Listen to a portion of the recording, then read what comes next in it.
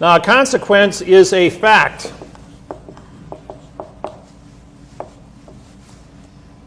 In other words, I stand here and I look at this room, and I have knowledge.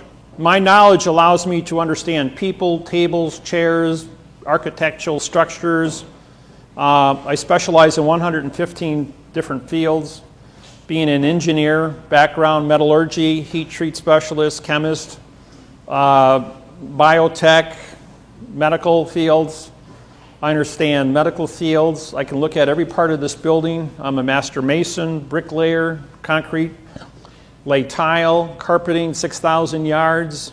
I hold knowledge of 180 different fibers used in carpeting.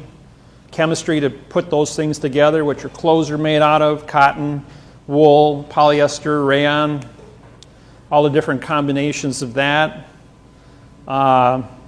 Whether it be the coefficient of expansion, allows me the metals, gases, chemicals from all the different parts of the periodic table and how they're used to create different elements. I was the cook for Chemtron electrodes, made super metals, stuff that never was ever heard of before. 1988, I wrote the math interface on all metals. Was called the polymer technology, proving that all metal is plastic, that all glass is plastic, that all plastic is plastic. And so the consequences of having knowledge creates a cause.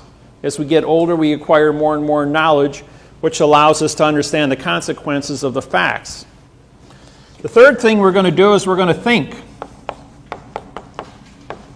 Thinking, I'll put that in ing. Thinking is a verb,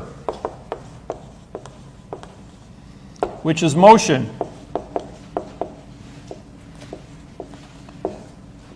Now, running is not a verb.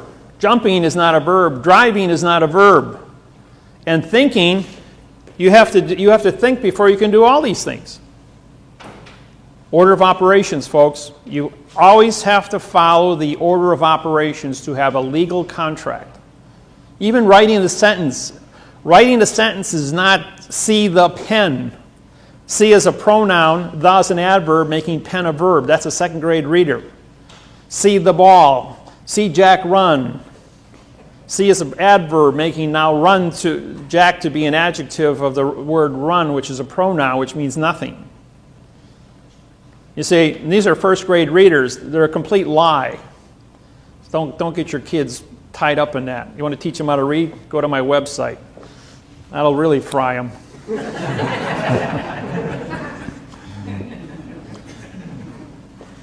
4, when you think, okay, we look, this is, we'll put this to be sight, or see.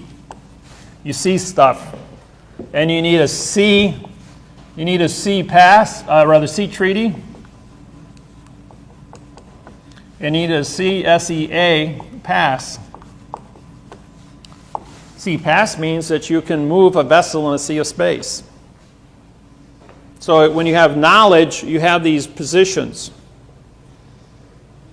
that you're going to see and absorb points of information. You hear points of information. You use your 5 senses to absorb information. And with that information, we then store it as a computer. So the consequences is a storage. Just like a computer. And we keep all this information in until we're asked the question. Then you go into motion, just like when you're entering the keyboard. You might put stuff in, it's going to store it. When you want it out, you hit enter, ask it a question, you hit enter, and it does a search. It goes thinking, and now gives you a claim. With is a possession.